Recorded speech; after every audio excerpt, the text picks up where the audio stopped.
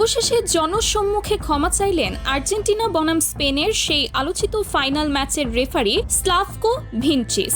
চাপের মুখে পড়ে অবশেষে স্বীকার করলেন ম্যাচ চলাকালীন কেন বারবার আর্জেন্টিনার খেলোয়াড়দের বিরুদ্ধে ফাউলের বাঁশি বাজিয়েছেন এবং কার্ড দেখিয়েছেন তিনি, এবং এর তীব্র প্রতিবাদ জানালেন ব্রাজিলিয়ান ফুটবলার নেইমার জুনিয়র। অন্যদিকে সংবাদ সম্মেলনে দাঁড়িয়ে খোদ লিওনেল মেসি জানিয়ে দিলেন কিভাবে ইচ্ছাকৃতভাবে তাদের এই ফাইনাল হারানো হয়েছে আর কেনই বা মেসি এই টুর্নামেন্টে গোল্ডেন বুট কিংবা অন্য কোনো ব্যক্তিগত পুরস্কার পেলেন না। আর্জেন্টিনা বনাম স্পেনের এই ফাইনাল ম্যাচের প্রতিটি অজানা তথ্য নিয়েই সাজানো আজকের এই প্রতিবেদন। শেষ পর্যন্ত সঙ্গে থাকুন, চলুন শুরু করা যাক। 2026 সালের বিশ্বকাপের ফাইনালে মুখোমুখি হয়েছিল পৃথিবীর দুই ভিন্ন প্রান্তের দুই দেশ, আর্জেন্টিনা এবং স্পেন। ফাইনালের আগে থেকেই সবাই ধরে নিয়েছিলেন এই ম্যাচ হবে একেবারে হাড্ডাহাড্ডি এবং সমানে সমানে এক লড়াই।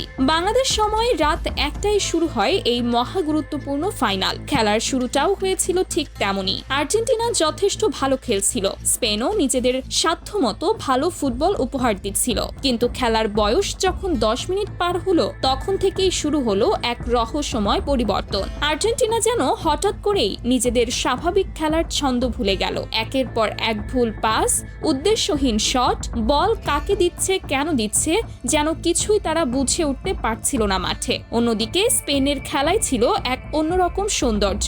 একের পর এক দীর্ঘ পাস, বল যেন প্রায় সারাক্ষণই থাকছিল তাদের পায়ে। আর্জেন্টিনার ডি বক্স লক্ষ্য করে একের পর এক আক্রমণাত্মক আক্রমণ চালিয়ে যাচ্ছিল স্পেন। অন্যদিকে আর্জেন্টিনার গোলরক্ষক, যাকে সবাই ডাকেন বাজ পাখি নামে, সেই এমিলিয়ানো মার্টিনেজ একের পর এক আক্রমণ ঠেকিয়ে দলকে ম্যাচে টিকিয়ে রাখছিলেন। তবুও আর্জেন্টিনা তাদের নিজেদের স্বাভাবিক খেলা দেখাতে ব্যর্থ হচ্ছিল বারবার। এভাবেই খেলার 45 মিনিট পার হয়ে যায়। তখনও স্কোর লাইনে ছিল আর্জেন্টিনা 0, স্পেন 0।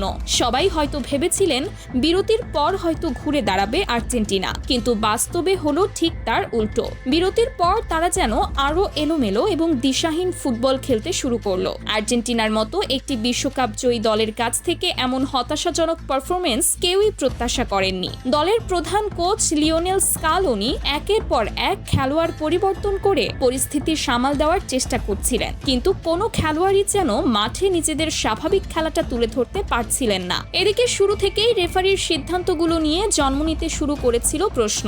মনে হচ্ছিল যেন প্রথম মিনিট থেকেই আর্জেন্টিনার বিপক্ষেই দাঁড়িয়ে আছেন তিনি। যদিও এটাও সত্যি যে আর্জেন্টিনা এই ম্যাচে যথেষ্ট পরিমাণ ফাউল খেলেছিলেন, তবু আসল বিতর্কের সূত্রপাত ঘটে নির্ধারিত 90 মিনিটের পরের অতিরিক্ত সময়, অর্থাৎ 93 মিনিটের মাথায়। এনজো ফার্নান্ডেজের একটি সাধারণ মানের ফাউলে তাকে সরাসরি লাল কার্ড দেখিয়ে মাঠের বাইরে পাঠিয়ে দেন referee Slavko Vincic.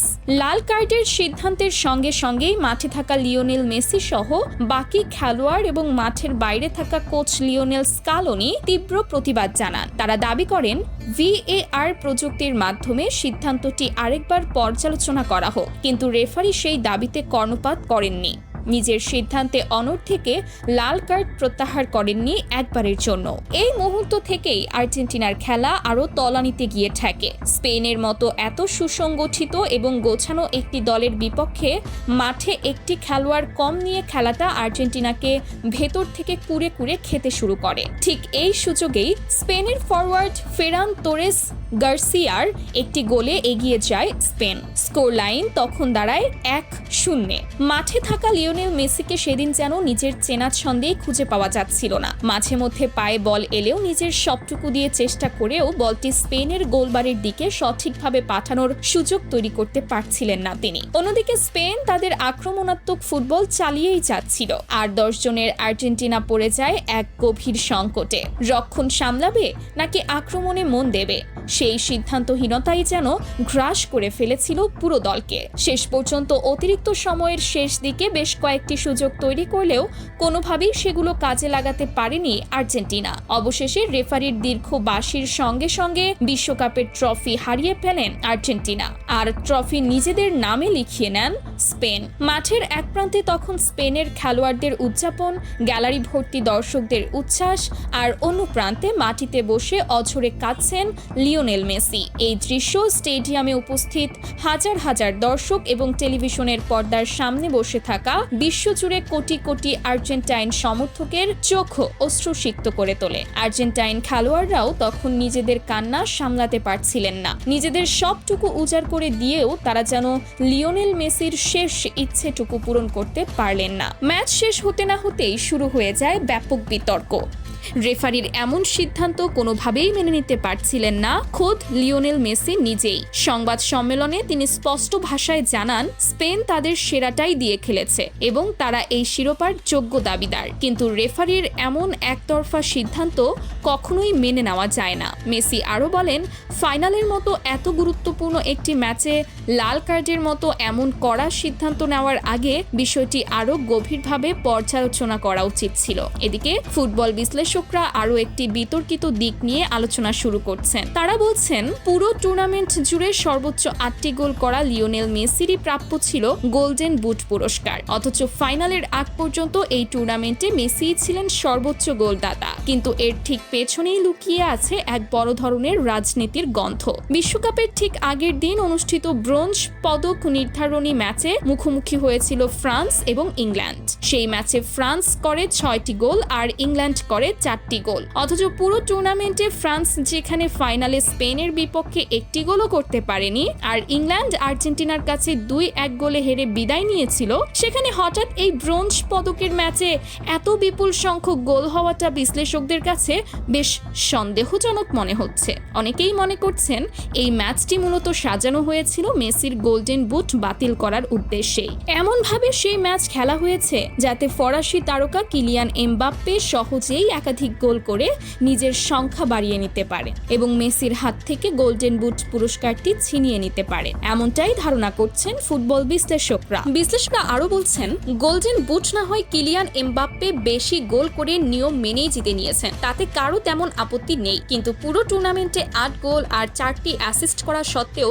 Golden ball পুরস্কারটি পাননি লিওনেল মেসি, যার পুরোপুরি দাবিদার ছিলেন তিনি নিজেই। এই সম্মানসূচক পুরস্কারটি শেষ পর্যন্ত ওঠে স্পেনের অধিনায়ক ও মিডফিল্ডার রদ্রির হাতে। সেরা খেলোয়াড় হিসেবে গোল্ডেন বল জিতে নেন তিনি। আর ঠিক এখান থেকেই ক্ষোভ ছড়িয়ে পড়ে ফুটবল প্রেমীদের মাঝে। প্রায় সবার মুখেই একই কথা, ফিফা সরাসরি অন্যায় করেছে লিওনেল মেসির সঙ্গে, কারণ এই পুরস্কারের প্রকৃত ও পূর্ণ দাবিদার ছিলেন একমাত্র মেসি। বিশ্বকাপ শুরুর আগে থেকেই অনেকে বলে আসছিলেন ফিফা নাকি সবসময় আর্জেন্টিনাকে বাড়তি সুবিধা দিয়ে আসছিল, কিন্তু খোদ ফাইনালেই এভাবে আর্জেন্টিনার বিরুদ্ধে এমন এক সুপরিকল্পিত ষড়যন্ত্রের অভিযোগ ওঠাটা যেন সম্পূর্ণ ভিন্ন এক বাস্তবতা তুলে ধরে। এটা ঠিক যে আর্জেন্টিনা নিজেদের সামর্থ্য অনুযায়ী খেলতে পারেনি, রীতিমতো হতাশাজনক ফুটবল উপহার দিয়েছে সেটি। কিন্তু রেফারির এমন বিতর্কিত সিদ্ধান্তগুলো তাদের এই বিপর্যয়কে আরো গভীর করে তুলেছে বলেই মনে করছেন ফুটবল প্রেমীরা।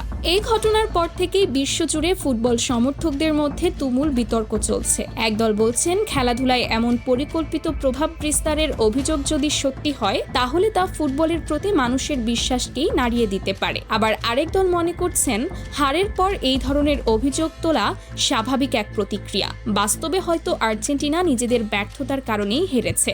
সংবাদ মাধ্যমের চাপ এবং সামাজিক যোগাযোগ মাধ্যমে ক্রমবর্ধমান সমালোচনার মুখে পড়েই এক প্রকার বাধ্য হয়ে মুখ খোলেন স্লাভকো ভিনচিচ। তিনি স্বীকার করেন, ম্যাচ চলাকালীন কিছু সিদ্ধান্ত হয়তো ততটা নিরপেক্ষ ছিল না যতটা হওয়া উচিত ছিল।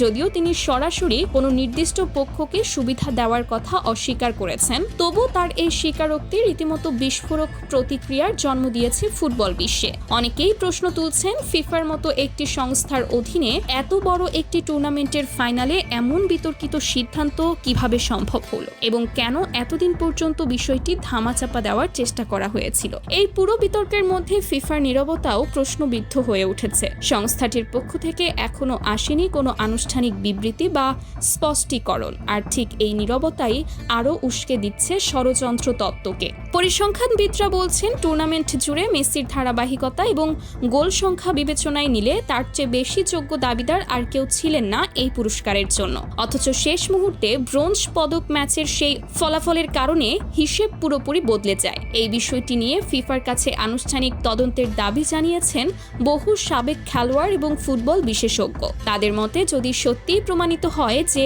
সেই ম্যাচের ফলাফল প্রভাবিত করা হয়েছিল, তাহলে এটি আধুনিক ফুটবল ইতিহাসের অন্যতম বড় একটি কেলেঙ্কারি হিসেবে চিহ্নিত হবে। আর্জেন্টিনার সমর্থকদের মধ্যে এই পুরো ঘটনা নিয়ে ক্ষোভের পাশাপাশি রয়েছে গভীর হতাশাও। বছরের পর বছর অপেক্ষার পর আরেকটি বিশ্বকাপ জয়ের স্বপ্ন দেখেছিলেন তারা, কিন্তু মাঠের বাইরের এই বিতর্কগুলো সেই স্বপ্নভঙ্গের বেদনাকে আরও তীব্র করে তুলেছে। বিশেষ করে লিওনেল মেসির মতো একজন কিংবদন্তির ক্যারিয়ারের শেষ বিশ্বকাপ এভাবে বিতর্কের মধ্য দিয়ে শেষ হওয়াটা মেনে নিতে কষ্ট হচ্ছে কোটি কোটি ভক্তের। অনেকে বলছেন মেসির মতো একজন খেলোয়াড়ের প্রাপ্য ছিল সম্মানজনক এবং বিতর্কহীন একটি বিদায়, কিন্তু ভাগ্য এবং হয়তো কিছু বহিরাগত প্রভাব সেই সম্মানটুকু তার কাছ থেকে কেড়ে নিয়েছে। তো দর্শক, লিওনেল মেসির সঙ্গে ঘটে যাওয়া এই কথিত ষড়যন্ত্রকে আপনি কিভাবে দেখছেন? আপনার কি সত্যিই মনে হয় সেই ফাইনালের রেফারি কোনো একটি নির্দিষ্ট দলের পক্ষে কাজ করেছেন? আর ফ্রান্স ইংল্যান্ডের সেই ব্রোঞ্জ পদক ম্যাচ নিয়ে আপনার নিজের বিশ্লেষণ কি? সেই ম্যাচের ফলাফল কি সত্যিই স্বাভাবিক ছিল, নাকি এর পেছনে সত্যিই কোনো পরিকল্পনা কাজ করেছিল বলে আপনার মনে হয়? আপনাদের মূল্যবান মতামত অবশ্যই আমাদের জানিয়ে